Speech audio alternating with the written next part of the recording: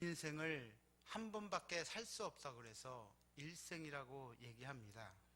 사람들은 그 일생 동안 살아가면서 한 번쯤은 목표나 목적을 세우고 그것을 향해 열심히 노력하며 삽니다. 신년이 시작되는 1월에는 한 해의 계획을 세우고 한 달이 시작하는 첫날에는 한 달간의 계획을 세웁니다. 그리고 또 한 주가 시작되는 월요일에는 한 주간의 계획을 세우고 또 하루가 시작하는 그 첫 시간에는 그 하루의 계획을 세웁니다. 그렇게 세상 사람들은 자기가 세운 계획대로 열심히 살아가면 잘 될 것이고 성공할 것이라고 생각해서 열심히 살아갑니다. 어떤 사람들은 이 새벽 기도에 나와 하루를 계획한다고 합니다. 물론 틀린 말씀은 아닙니다. 이렇게 사람들은 계획을 세워놓고 열심히 살아가고 열심히 달려가지만 오늘 성경에서 얘기하는 것은, 성경의 말씀은 그렇게 말씀하지 않습니다. 이사야 55장 8절 말씀입니다. 이는 내 생각이 너희의 생각과 다르며 내 길은 너희의 길과 다름이니라. 여호와의 말씀이니라.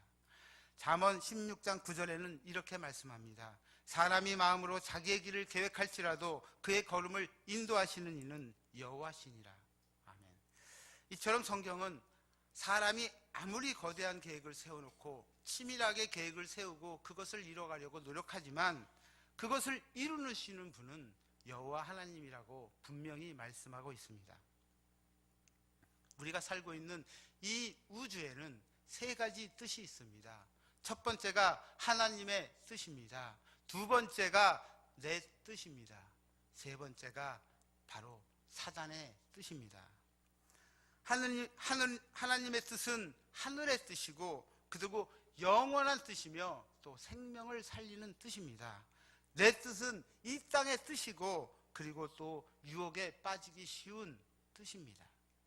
마귀의 뜻은 서로 죽이고 시기하고 다투는 뜻이고 또 도둑질과 사망을 가져다주는 음부를 이끌어가는 뜻입니다. 결과론적으로 말씀드리자면 내 뜻과 마귀의 뜻은 내려놓고 하나님의 뜻을 따라 살아가자, 이 말씀입니다. 시편 107편 10장에서 11절 말씀입니다. 사람이 흑암과 사망의 그늘에 앉으며 곤고와 쇠사슬에 매임은 하나님의 말씀을 거역하며 지존자의 뜻을 멸시함이라. 이 말씀은 내 뜻을 하나님 뜻 위에 올려놓고 내 뜻을 관철하려는 자에게는 흑암과 사망과 곤고와 쇠사슬의 매임에 놓이게 된다라는 말입니다. 즉 그 인생, 내 뜻대로 사는 인생은 고달픈 인생이라는 것입니다. 뜻은 자아요 생명입니다. 그러므로 내 자아가 죽어야, 내가 죽어야 내 안에서 예수님이 살아 역사하는 것입니다. 근데 그 반대로 우리 자아가 생생하게 살아서 역사하기 때문에 하나님의 뜻이 나타나지 않는 것입니다. 마태복음 7장 16절에서 17절 말씀입니다. 그들의 열매로 그들을 알지니 가시나무에서 포도를 또는 엉겅퀴에서 무화과를 따겠느냐. 이와 같이 좋은 나무마다 아름다운 열매를 맺고 못된 나무가 나쁜 열매를 맺나니 좋은 나무가 나쁜 열매를 맺을 수 없고 못된 나무가 아름다운 열매를 맺을 수 없느니라. 여기서 열매로 그들을 알리라 라고 말씀합니다. 이것은 다시 말하면 하나님이 뜻이 아닌 열매는 모두가 다 무효고 거짓말이라는 얘기입니다. 여러분 앞으로의 삶은 내 뜻을 내려놓고 하나님의 뜻을 붙잡고 가시기를 바랍니다. 오늘 본문에서 나를 보내신 이의 뜻, 곧 하나님 아버지의 뜻은 예수를 보고 믿는 것입니다. 요한복음 6장 39절에서 40절 말씀입니다. 나를 보내신 이의 뜻은 내게 주신 자 중에 내가 하나도 잃어버리지 아니하고 마지막 날에 다시 살리는 이것이니라. 내 아버지의 뜻은 아들을 보고 믿는 자마다 영생을 얻는 이것이니 마지막 날에 내가 이를 다시 살리리라 하니라. 이 39절 말씀 전에 38절 하반부에서 이렇게 말씀합니다. 나를 보내신 이의 뜻을 행하려 함이라. 즉 하나님의 뜻을 행하는데 그것은 아들을 믿는 자마다 영생을 얻는 것, 마지막에 다시 살리는 것입니다. 이 말씀은 하나님의 뜻은 아들을 믿는 것이고 믿음의 결과는 영생이라는 것입니다. 이와 같이 예수님은 하나님의 뜻을 이루기 위해 이 땅에 오셨습니다. 세상 사람들은 계획을 세워놓고 그 계획을 향하여 나아갑니다. 하지만 오늘 말씀에 비춰보면 믿음의 사람들은 목표가 먼저가 아니라는 것입니다. 하나님의 뜻이 먼저라는 것입니다. 빌립보서 2장 13절 말씀입니다. 너희 안에 행하시는 이는 하나님이시니 자기의 기쁘신 뜻을 위하여 너희에게 소원을 두고 행하게 하시나니. 빌립보서 1장 6절 말씀입니다. 너희 안에서 착한 일을 시작하신 이가 그리스도 예수의 날까지 이루실 줄을 우리는 확신하노라. 에베소서 5장 8절 말씀입니다. 너희가 전에는 어둠이더니 이제는 주 안에서 빛이라. 빛의 자녀들처럼 행하라. 하나님께서 먼저 우리 마음에 하나님께서 기뻐하는 뜻을 주시고 성령을 통하여 그것을 이루신다는 것입니다. 시작하신 이가 하나님이시니 하나님의 자녀처럼 살아라. 빛의 자녀처럼 행하라. 그러면 예수의 날 그 마지막에는 이루신다는 말씀입니다. 여러분, 뜻을 분명히 하십시오. 뜻은 우리 마음에 소원을 두고 행하게 합니다. 이 말은 뜻은 마음, 즉 생각을 갖게 한다, 이 말입니다. 우리가 생각을 많이 하다 보면 잠을 자다가도 꿈에 그것이 나타납니다. 이렇듯 생각은 우리의 잠재의식에도 영향을 미치게 됩니다. 그러한 생각이 밖으로 표출되는 것을 언행이라고 말합니다. 그 사람의 말과 행동을 보면 그 사람이 어떠한 생각을 가지고 있고 어떠한 일을 할 수 있다는 것을 우리는 알 수 있습니다. 그리고 그 사람의 말이나 행동이 그 사람의 습관, 즉 버릇이 되고 그 습관이 그 사람의 인격이 되는 것입니다. 마가복음 1장 35절 말씀입니다. 새벽 아직도 밝기 전에 예수께서 일어나 나가 한적한 곳으로 가서 거기서 기도하시니.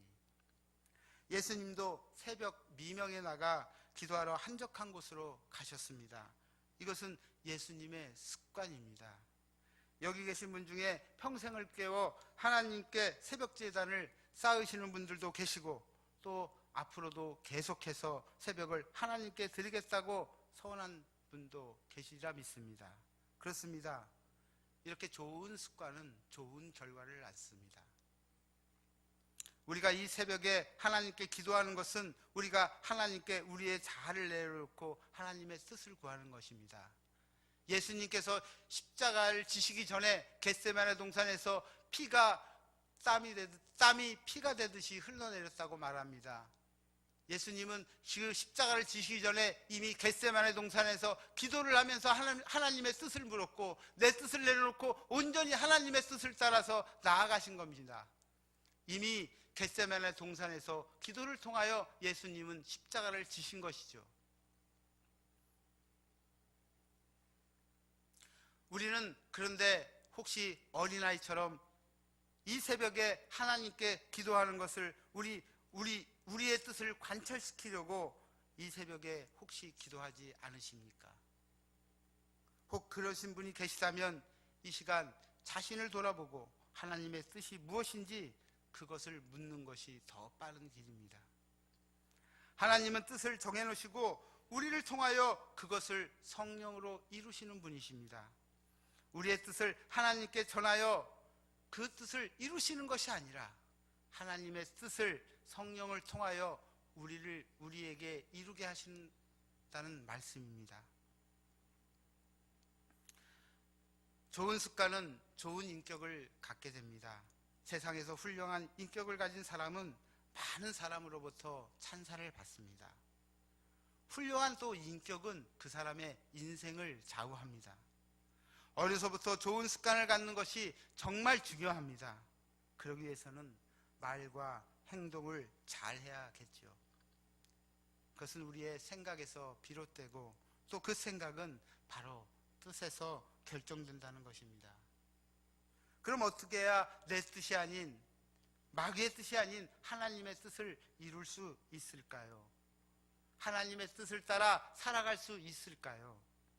아주 중요한 일입니다.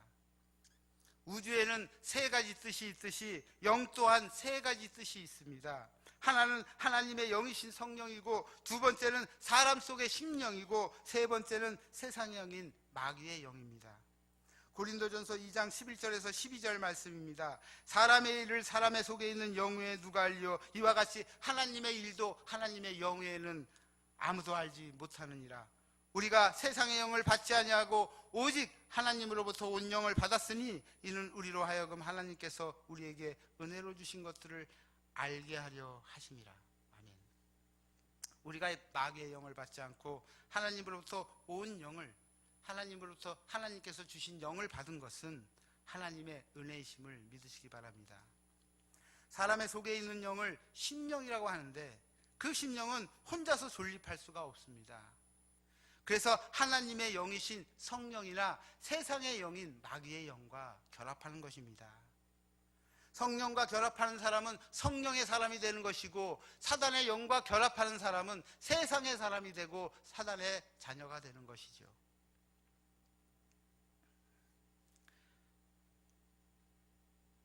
우리의 심령은 나약하고 유혹에 넘어가기 쉽기 때문에 성령의 충만함을 이겨야지 마귀의 영을 대적할 수 있습니다.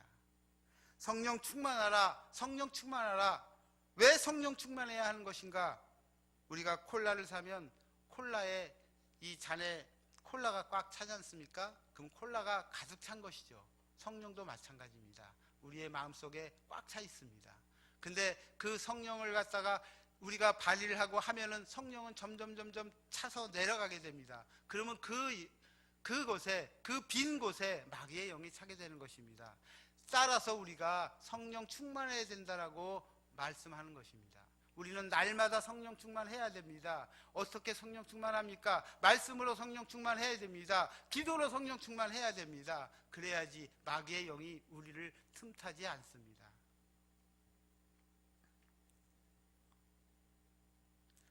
우리 마음속에 성령이 충만하게 되면 내 뜻이 아닌 하나님의 뜻을 우리가 이룰 수 있습니다. 성령님이 주관하시기 때문입니다.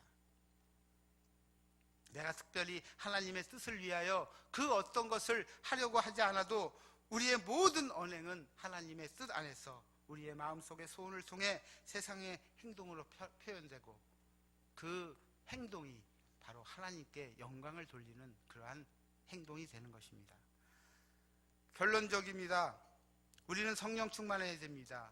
우리가 성령 충만하면 하나님이 기뻐하시고 선하신 뜻을 우리 안에 주시고 그것을 성령을 통하여 이루신다는 것을 확신하면서 오늘도 하나님의 뜻을 간구하시기 바랍니다. 기도하겠습니다.